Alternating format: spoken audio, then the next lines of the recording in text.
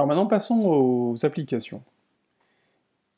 Imaginez que vous vouliez lancer un corps depuis la Terre avec une certaine vitesse et vous voulez la mettre en orbite. Donc là, j'ai dessiné ici un point de masse petit m. Imaginez que la vitesse v0 soit perpendiculaire au rayon de la Terre. Là.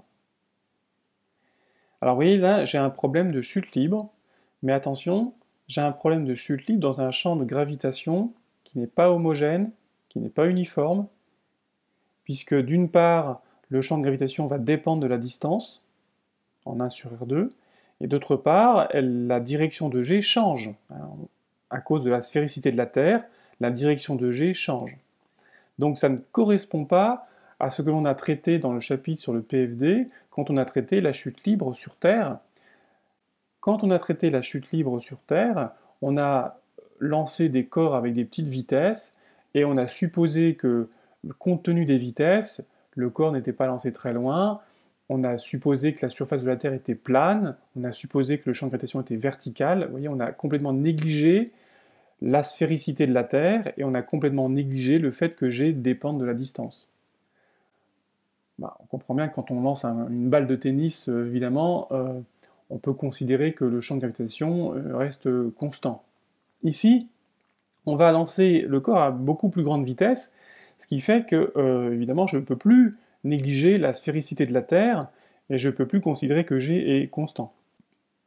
J'ai un problème ici de corps dans un champ de force centrale newtonien. Je rappelle, le champ de gravitation, c'est la force de gravitation sur la masse, petit m, et on obtient, par exemple, sur une planète de masse grand M et de rayon grand R, si on est au voisinage du sol, eh bien on obtient Gm sur R carré. Notez aussi que, vous voyez, si on est sur une basse altitude, le champ de gravitation est quasiment constant. Rappelez-vous, par exemple sur Terre, le rayon de la Terre c'est 6400 km. Donc vous voyez, si on est ne serait-ce qu'à 100 km, même à 100 km d'altitude, le champ de gravitation ne va pas changer beaucoup. Alors, nous on connaît le résultat, on sait que les trajectoires du point M sont des coniques de foyer, le centre de l'astre ici, donc de la Terre ici. Donc ce qui va se passer, c'est qu'on va obtenir ici une ellipse. Si l'on pouvait traverser la Terre, on obtiendrait une ellipse dont le foyer serait au centre de la Terre. Alors, au passage, ici il y a deux foyers, donc ici le centre de la Terre, c'est pas le premier foyer, mais c'est le deuxième foyer. En fait, ici ce point, c'est l'apogée, en fait, et ce point-là serait le périgée. Ici, dans ce cas-là, le projectile est lancé et il retombe sur Terre. Donc moi, c'est pas ce que je veux, c'est pouvoir mettre ce corps en orbite. Donc il faut que je le lance plus fort, de façon à ce qu'il puisse faire le tour de la Terre ici. Donc là, dans ce cas-là, la vitesse v0, ça correspond à ce qu'on appelle la vitesse de satellisation. Ça me permet de satelliser, de mettre en orbite le corps. Alors vous voyez bien, il faut que le grand axe de l'orbite doit être plus grand que le diamètre de la Terre. Je dois avoir 2A plus grand que 2R. Et donc il faut que l'énergie mécanique, puisqu'on a vu que l'énergie mécanique c'était moins Gmm sur 2A, ça doit être plus grand que moins Gmm sur 2R. Alors traduisons cette condition en fonction des conditions initiales. Je rappelle donc qu'on lance un corps de masse petit m à une vitesse v0 à l'altitude petit h par exemple, par rapport à la surface d'une planète de masse grand M. Alors, l'énergie mécanique initiale, c'est l'énergie cinétique, donc 1/2 de mv0 carré, plus l'énergie potentielle, donc moins g petit m grand M sur la distance au centre de la planète, à savoir r plus h. Alors comme je l'ai dit, l'altitude sera supposée suffisamment basse pour pouvoir négliger h devant r. Voilà. Je lance le corps d'une basse altitude. Et je veux que ce soit supérieur donc à moins g petit m grand M sur 2r. Notez une chose, c'est que je raisonne ici dans le référentiel lié au centre de la planète. Donc si on est sur Terre, dans le référentiel géocentrique, et non pas dans le référentiel terrestre. Ce qui fait que le V0, c'est la vitesse par rapport au centre de la Terre, c'est pas la vitesse par rapport au sol terrestre. En fait, V0, c'est la vitesse par rapport au sol terrestre plus la vitesse de rotation de la Terre. Donc, c'est ce qui explique d'ailleurs qu'on lance en général, les fusées sont lancées en général d'un endroit qui est proche de l'équateur parce que la vitesse de rotation de la Terre y est plus importante, donc ça aide au lancement. Alors, je réécris cette condition, ça me donne une condition sur la vitesse, d'ailleurs on peut simplifier par la masse, hein. Comme tout problème de chute libre, la masse n'intervient pas, et j'obtiens comme relation V0 carré doit être supérieur à, on va avoir moins Gm sur grand R plus Gm sur grand R fois 2. Ce qui fait que ça, c'est simplement Gm sur grand R. Autrement dit, il faut que V0 soit plus grand que racine carrée de G grand M sur R.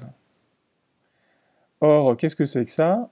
Eh bien, Gm sur grand R, si vous multipliez en haut et en bas par R, vous avez Gm sur R carré fois R, ça c'est le champ de gravitation fois le rayon. Donc on obtient cette condition, il faut que la vitesse V0 soit plus grande qu'une vitesse qui est racine de GR. Alors cette vitesse-là, c'est une vitesse qu'il faut dépasser pour pouvoir satelliser un corps.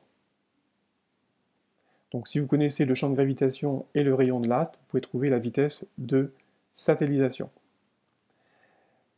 Donc racine de GR est la vitesse de satellisation. Sur Terre, elle vaut 7,9 km par seconde. Pour atteindre de telles vitesses, eh bien, on utilise des lanceurs. Un exemple de lanceur ici. Donc une fusée qui va porter à son sommet un satellite, par exemple, une sonde, et qui va se mettre en haute altitude, à quelques, par exemple, centaines de kilomètres, pour lui communiquer une vitesse suffisante de l'ordre de 8 km par seconde pour pouvoir la satelliser et la mettre en orbite. Maintenant, posons-nous une autre question. À quelle vitesse faut-il lancer le corps si on veut non pas la mettre en orbite, mais on veut la libérer de l'attraction terrestre, ou la libérer de l'attraction de l'astre central? Alors vous voyez, si vous augmentez la vitesse V0, à partir de Vsat, on va avoir le grand axe qui va augmenter, donc on va avoir des ellipses. Alors, le foyer va toujours être ici. Alors dans ce cas-là, on obtient des ellipses. Alors, prenez cette ellipse par exemple, pour lequel le péricentre est le point initial et l'apocentre est le point opposé.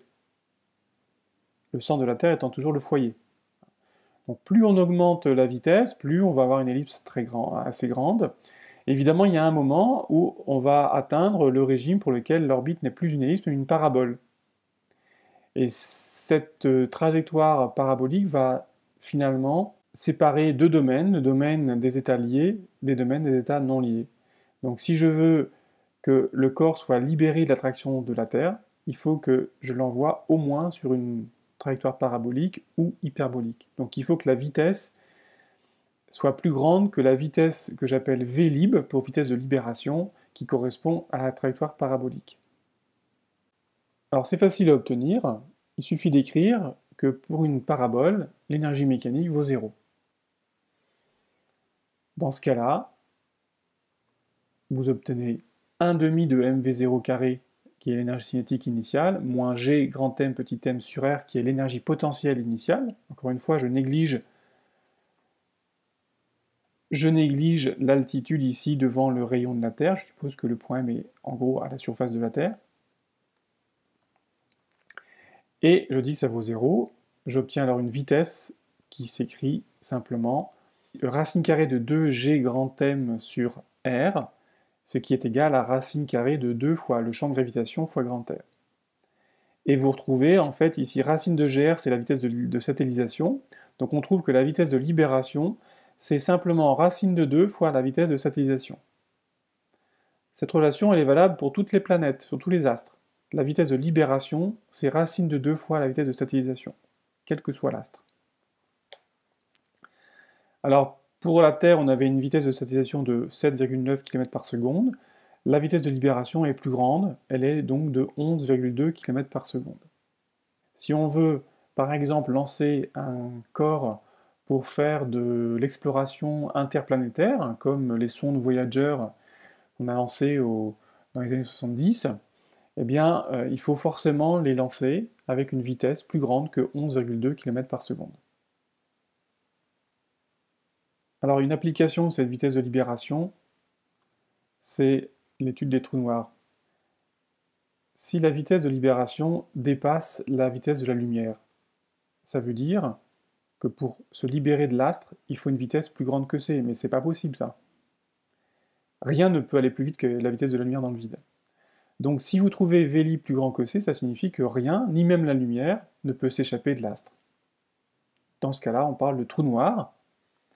Et si vous écrivez la condition Veli plus grand que c, ça fait racine de 2gm sur r plus grand que c. Et donc, r doit être plus petit que 2gm sur c carré. Ce rayon particulier, c'est ce qu'on appelle le rayon de Schwarzschild. Alors c'est un nom difficile à écrire, hein, parce qu'il y a plein de consonnes. C'est le rayon de Schwarzschild, en hommage d'un physicien, qui donne en fait ce qu'on appelle le rayon de l'horizon des événements d'un trou noir. Quand vous vous approchez d'un trou noir, tant que vous êtes à l'extérieur de ce rayon, vous pouvez vous en échapper, mais si vous pénétrez dans le cercle de rayon égal au rayon de Schwarzschild, eh bien, vous ne pouvez plus en sortir. C'est irréversible. Je vous invite à regarder un film que vous connaissez sans doute, qui s'appelle Interstellar, qui est assez juste sur le plan scientifique. Et vous voyez, au centre de notre galaxie, ou de plein de galaxies, il y a des trous noirs supermassifs. Ces trous noirs, en fait, quand on s'en rapproche, on sent pas d'effet spécial. Donc on peut très bien rentrer dans l'horizon sans s'en apercevoir. Et une fois qu'on est dedans, eh bien, on ne peut plus en sortir. Voilà. Donc ces trous noirs sont vraiment des objets fascinants.